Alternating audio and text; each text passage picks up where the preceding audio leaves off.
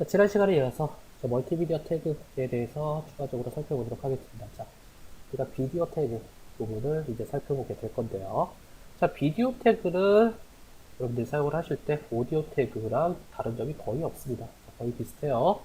자, 오디오라고 사용을 쓰셨던 거를 이렇게 비디오라고 이름만 변경을 해주시면은 그러면 동일하게 사용이 가능합니다. 그래서 오디오 태그에서 사용을 하셨던 컨트롤 속성, 루프 속성, 오토플레이 속성을 전부 다 사용을 하실 수가 있습니다. 그리고 오디오 태그에서 사용을 했듯이 그냥 한 개의 파일만 사용을 하실 때는 이렇게 src 잡아주시고 파일 이름만 명시를 해주시면 비디오를 사용을 할 수가 있습니다. 자, 한번 살펴보도록 하죠. 자, 이렇게 지금 동작이 되고 있는 모습을 여러분들께서 확인을 하실 수가 있죠. 자, 밑에 컨트롤 표시되는 거 볼 수 있고요. 자, 그러면 자, 이제 이 비디오 부분도 자, 이 파일에 대해서 자, 몇 가지 더 살펴보도록 하겠습니다. 이거 제가 볼게요.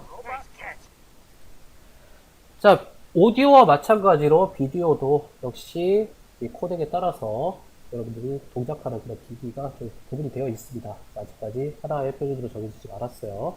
대표적으로 H264 쪽인 MP4 파일, 그리고 저 웹엠 쪽 파일, 즉 OGG 계열 그쪽 파일과 그리고 테오라라고 불리는 쪽이 있습니다. 자, 이 중에서 테오라 같은 경우에는 국내에서는 거의 뭐 찾아보기도 힘들고요. 그런 부분이 있기 때문에 보통 이제 H264 쪽과 이제 웹엠 계열 쪽을 여러분들께서 이제 사용을 하시게 될 건데요. 자, H264, 즉 MP4 파일을 이용을 하시게 되면은 여러분들께서 딱 파일 하나만 이렇게 준비를 하셔서 모두 모바일 장치에서 사용을 하실 수가 있습니다. 단, 이 MP4 H264 계열은 라이센스 비용이 청구가 될 수가 있습니다. 자, 라이센스 제작에 관련된 그런 상업적 이용을 여러분들께서 하시게 된다면 자, 라이센스 비용이 발생을 하게 되고요.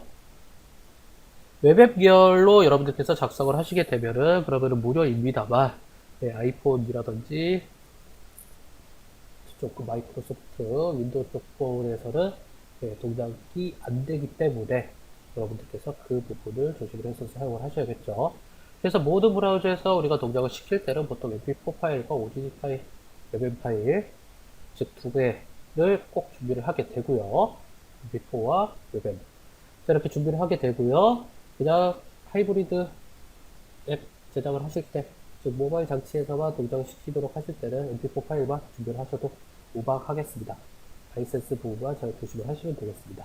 그럼 자, 사용을 해보도록 하죠. 자, 오디오 쪽하고 동일합니다. 자, 제가 이거 컨트롤만 남겨놓고 좀 지우고요. 파이프가 또 지워놓도록 하죠. 자, 이 상태에서 자, 오디오 태그와 동일하게 자, 소스라는 태그를 이용을 하셔서 여러분들이 두 개의 파일을 링크를 시켜주시면 그러면은 아무런 문제 없이 사용을 하실 수가 있게 되겠습니다.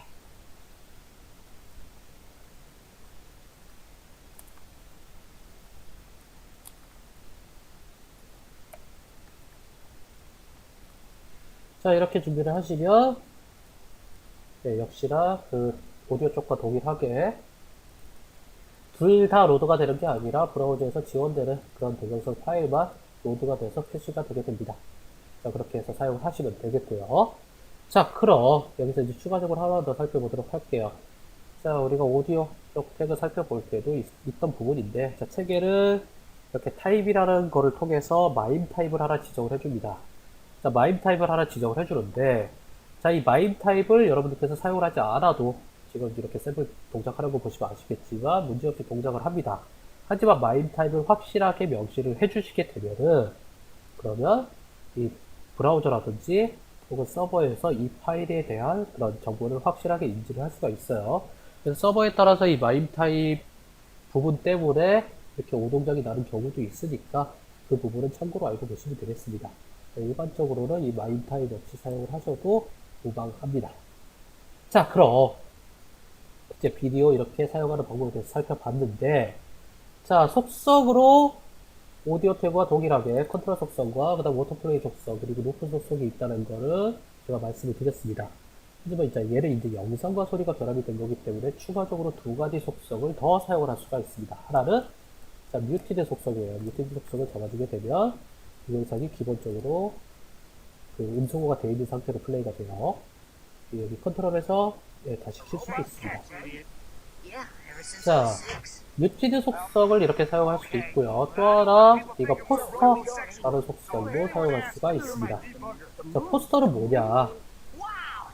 자, 동영상을 플레이를 시키기, 그러니까 플레이가 되기 전에 이렇게 로드가 되었을 때 이 화면에서 보여주는, 플레이 되기 전에 보여주는 화면을 우리가 직접 컨트롤할 수가 있습니다. 자, 기본적으로는 이렇게 첫 화면이 나타나게 됩니다. 첫 프레임이 나타나게 되는데 이 화면을 우리가 원하는 화면으로 변경을 시킬 수가 있고요.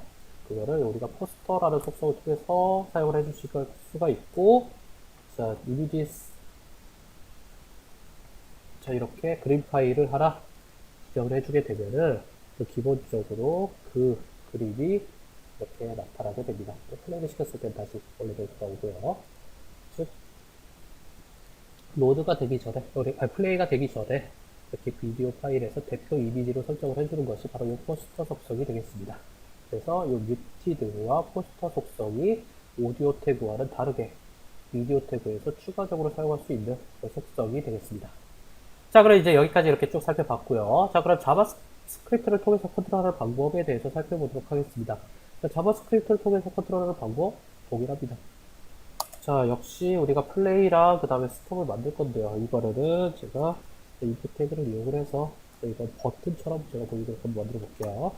자, 플레이라는 그 아이디 값을 가지는 버튼.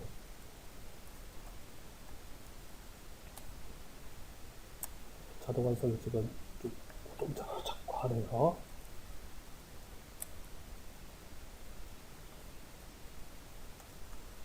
자, 이렇게 플레이 버튼과 그 다음에 내가 스톱 버튼을 만들도록 하겠습니다.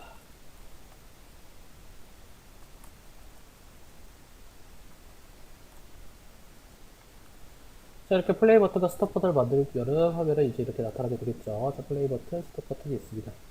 자, 이렇게 있고요. 자, 플레이 버튼을 눌렀을 때 이제 플레이를 시키기 위해서는 동일합니다. 자바스크립트 만드는 방법이 동일해요. 자, 이 비디오 태그에다가 아이디 값 하나 만들어 놓고요. 자, 제가 비디오 1이라는 그런 아이디를 하나 만들어 놨고요. 자, 기존의 오디오 쪽에서 사용했던 자바스크립트 코드랑 다 동일한데 우리가 플레이 시킬 부분만 이렇게 따로 지정을 해주시면 되겠습니다. 자, 그러면 플레이라는 아이디 값을 클릭을 했을 때, 아이디 값을 가지는 요소를 클릭을 했을 때, 뭘 플레이를 시키느냐? 요 비디오 1을 플레이를 시켜라. 라는 코드가 되겠고요. 스톱이라는 부분을 클릭을 했을 때는 비디오 1을 퍼지시켜라. 라고 되어 있는 그런 자바스크립트 코드가 되겠습니다. 자, 실제 동작하는 모습을 보죠. 자, 동작되고, 동작되는 모습을 확인을 하셨습니다. 자, 이런 방식으로 사용을 해주시면 되고요. 책에 나와 있는 것처럼 자, 이 비디오 태그가 실제 우리가 사용이 됐는지 안 됐는지를 체크를 하신 다음에 그 다음에 추가적인 그런 컨트롤을 하셔도 되고요. 이렇게 버튼이 클릭이 됐을 때 그때 동작하는 모습을 사용을 하셔도 되겠습니다. 자, 책에서 좀 다른 점을 이제 몇 가지를 하나 설명을 드리면요. 책에서는 달러 펑션 부분에다가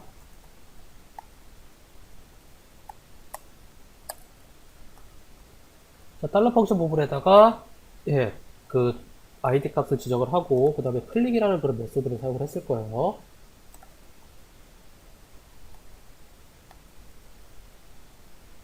자, 이런 방식으로 사용을 했는데 자, 이거는 이제 jQuery에서 페이지가 로드가 끝났을 때 이 달러 펑션 이 부분이 실행이 되게 되고요. 그리고 이 클릭이라는 메소드가 따로 존재를 합니다. 자, 이거는 정적인 그런 이벤트 바인딩 부분이고요. 그렇게 사용을 하셔도 됩니다만 우리가 이제 2부 들어가서 jQuery 쪽을 사용을 하게 될 때는 이러한 방식으로 우리가 동적 이벤트 연결을 사용을 하는 경우들이 많이 있으니까 그렇게 이해를 하시면 되겠습니다. 다음 추가적으로 여기서 보시면 그 우리가 아이디 값 읽어올 때 그때 jQuery에서 읽어오는 방식으로 하지 않고 우리가 도움 구조를 직접 접근을 합니다. 좀 옛날 방식을 사용을 하죠. 이게 jQuery에서는 jQuery 그 선택자로 선택을 했을 때 그때 동작이 좀 안 되는 경우들이 가끔씩 있어서 그 비디오 태그 혹은 오디오 태그의 플레이와 퍼즐을 이렇게 get element by id 동구들을 통한 접근을 통해서 기존 방식을 통해서 플레이라든지 퍼즐을 시켜주게 됩니다. 그 부분이 추가적으로 뭐 이루어지는 거다라고만 알고 계시면 되겠습니다.